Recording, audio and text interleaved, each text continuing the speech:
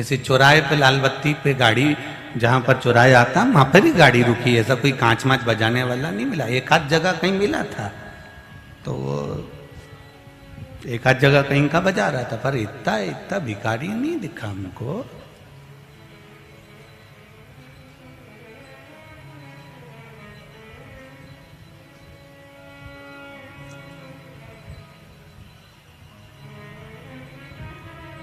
एक आप और एक भिखारी, दोनों में समझना, भिखारी 10 जगह से मांग कर लाता है,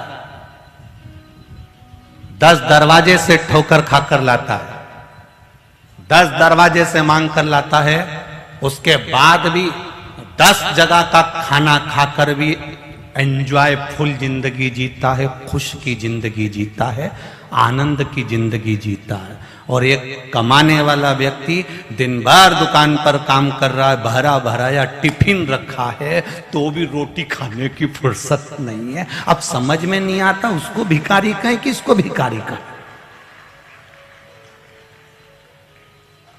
वो 10 जगह से मांग कर लाया है, उसके बाद भी अपने शरीर का ध्यान रख रहा है कि मुझे खाना है, भरपेट खाना है। और ये दुकान में इतना मस्त है कमाने में कि पत्नी फोन लगा रही है, 1 बज रही है, आ जाओ भोजन कर लो, मैं तुम्हारे लिए टिफिन भेज देती हूं, अगर टिफिन नहीं खाना है तो नाश्ता तो पेट भर के खा लो। उसको मालूम है पत्नी को अगर टाइम पर भोजन नहीं करेगा तो शुगर बढ़ जाएगी, शुगर डाउन हो जाएगी। ये शुगर की बीमारी होती क्यों है? आपके भूखे रहने से। समय पर भोजन नहीं करते तो बीपी शुगर तो होगा ही। आप समय पर भोजन करना प्रारंभ कर दो, बीपी और शुगर दोनों लेवल पर रहना चालू कर देंगे। डॉक्टर भी कहता है क्यों भूखे रहते हो, क्या कितनी बजे भोजन करते हो, खाना टाइम पे नहीं खाते हो, इसलिए तुम्हारी ये बीमारी बढ़ती जा रही है, इसलिए तुम्हारी शुगर बढ़ती जा रही है, इसलिए तुम्हारी शुगर लो होती जा रही है, इसलिए तुम्हारे यहाँ बीपी गड़बड़ कर रहा है। कारण क्या है? वो डॉक्टर बोलेगा कि टाइम पर तो भोजन करो रे, कमाओ, टिफिन तुम्हारी होटल में रखा है, टिफिन तुम्हारी दुकान पर रखा है, टिफिन तुम्हारे घर पर रखा है, तुम कम से कम समय पर तो खाओ। भिखारी भी 10 जगह से मांग कर पेट भरता है और एंजॉय की जिंदगी जीता है, और एक हम कमाने में इतने आतुर रहते हैं कि समय पर रोटी तक नहीं खा पाते हैं। खाने बैठे उतनी देर में फिर ग्राहक आ गया, रोटी का डब्बा छोड़ा, फिर कमाने चल दिए। कमाओ, जी और जान से कमाओ, जितनी तुम्हारी कैपेसिटी उससे 4 गुना ज्यादा कमाओ। कमाने की मना नहीं करेंगे, पर उसके साथ में ये भगवान ने जो शरीर दिया है इसका भी तो ध्यान रखो कि परमात्मा ने ये शरीर सही रहेगा तो ही तो आगे कमा पाओगे। हम कभी ये नहीं कहते कि तुम कथा में जाकर बैठ जाओ, कि तुम कहीं संत बन जाओ, कि साधु बन जाओ, कि सन्यासी बन जाओ, कि तपस्वी बन जाओ, कि तुम कहीं महात्मा बन के बैठ जाओ। और हम बोल भी देंगे तो तुम कितना महात्मा बन रहे हो रे, तो फालतू की बात हम करें काय को कि तुम साधु बन जाओ, ने सन्यासी बन जाओ, ने जोगी बन जाओ, ने तपस्वी बन जाओ। कुछ मत बनो, तुम तो जैसे हो वही बने रहो। पर निवेदन है कि इस शरीर का सदुपयोग करो जो भगवान ने दिया है, अनमोल 83,99,999 योनियां काटने के बाद ये मनुष्य की देह मिली है, 84 लाखवें नंबर की। और 84 लाखवें नंबर की इस योनि को हम यूं ही गंवा दे तो फिर बेकार। हम कमाने की मना नहीं करते, खूब कमाना, दिल से कमाना, शरीर की कैपेसिटी के अनुसार कमाओ, तुमसे जितना बने उतना कमाओ, खूब कमाओ, पर साथ में अपने परिवार के साथ, अपने कुल के साथ में, अपनी पत्नी, बच्चे, माता पिता, बहन भाई सबके साथ बैठकर कम से कम हफ्ते में 2 दिन ऐसा बना लो, या हफ्ते में 1 दिन ऐसा बना लो कि मैं पूरे परिवार के साथ घर में एक साथ बैठकर भोजन करेंगे, तो कम से कम सबका मन अच्छा रहेगा, सबसे मिलना जुलना होगा, सबका स्नेह बनेगा, सबसे मिलने का मौका मिल जाता, स्नेह बन जाता।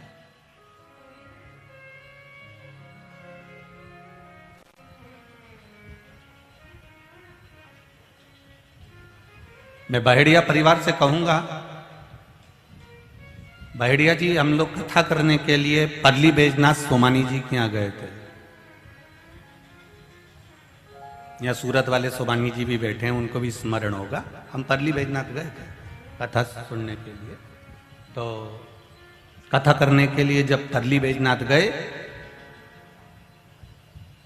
जैसे बहेड़िया परिवार में तीनों भाई और तीनों भाइयों की मित्र मंडली और पूरी समाज, माहेश्वरी समाज, मारवाड़ी माहेश्वरी समाज बड़ोदरा की जो लगी है, ऐसा कैसा ही वहां जब परली बैजनाथ जब कथा करने गए, सोमानी जी कथा कराए, तब हमने देखा वो उनके घर में वो अकेले, तो हम देखते वो सुबह के टाइम पर हमारे को दोपहर में कथा में लेकर जाते, उसके बाद वो जो गायब होते तो रात को भी मिलना नहीं हो पाता। तो हमने सोमानी जी से पूछा, उनके पिताजी से, बाबू कहाँ चले जाते हैं? गुरुजी अकेला है, समाज के लोगों के साथ में मिलकर पूरी इतनी लाखों जनता जो आ रही है उसकी व्यवस्था देखना पड़ती है। हमने कहा एक बार हम भी जाकर देखेंगे, जैसे हमने कल बहेड़िया परिवार के साथ में आकर यहाँ व्यवस्था देखी, ऐसी हम महावीर देखने गए। और जब जाकर देखा कि वहां पूरी समाज, पूरी मारवाड़ी माहेश्वरी समाज सबको हथेली पर झेल रही है, और कल हमने यहां देखा कि पूरी माहेश्वरी मारवाड़ी समाज सबको हथेली पर झेल रही है। मैं धन्यवाद दूंगा मारवाड़ी माहेश्वरी समाज को। यह माहेश्वरी समाज कोई साधारण नहीं है, ना जाने कितने लोगों को प्रेरणा देती है, आगे बढ़ने की सीख प्रदान करती है कि काम कोई छोटा सा नहीं होता। मारवाड़ी माहेश्वरी समाज कहती है छोटे से छोटा काम भी करोगे और अगर कर्म पूरा करोगे तो तुम बढ़ते चले जाओगे, क्योंकि तुम भगवान महेश के वंशज हो। ये सीख देती है हमको।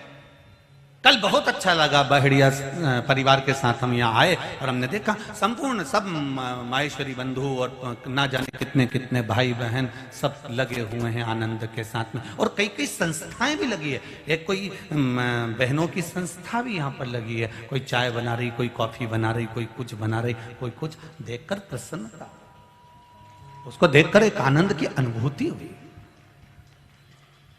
कोई सखी मंडल वगैरह है बना रही।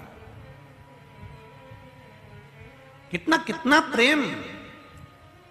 हम दुनिया के लोगों से कहते हैं कहीं अगर तुम्हें कहीं सन्यासी, साधु, संत, महात्मा, जोगी, तपस्वी, तप करने वालों का दर्शन करना है तो कहीं जाने की जरूरत नहीं है, शिव महापुराण के अंदर आकर बैठ जाओ। जितने भी भक्त तुम्हें बैठे हुए दिखेंगे ये सब शंकर के तपस्वी, साधु, सन्यासी हैं, और जो सेवा कर रहे हैं ये मेरे भोलेनाथ की कृपा से बैकुंठ से भेजे हुए वो आनंद है जो नित्य सेवा में लगे हुए हैं। ये प्रमाण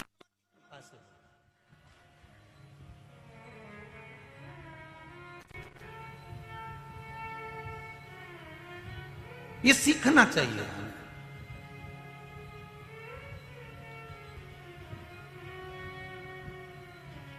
तेरी कृपा बिना न हिले एक भी अणु, लेते हैं श्वास तेरी कृपा से तनु तनु। बखान क्या करूं मैं राखों के ढेर का, चपटी भभूत में खजाना कुबेर का।